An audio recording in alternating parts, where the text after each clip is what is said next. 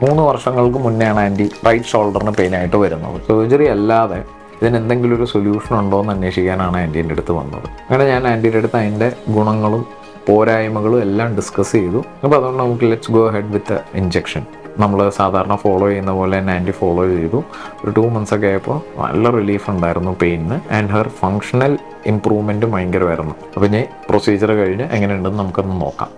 എൻ്റെ പേര് വിൻസി ജോസഫ്. ഞാൻ കടവന്ത്രയിൽ നിന്നാണ് വരുന്നത്. എൻ്റെ കൈക്ക് ലിംഫോഡിമ ഉണ്ടായിരുന്നു. അപ്പം വെയിറ്റ് എടുക്കാൻ വയ്യായിരുന്നു.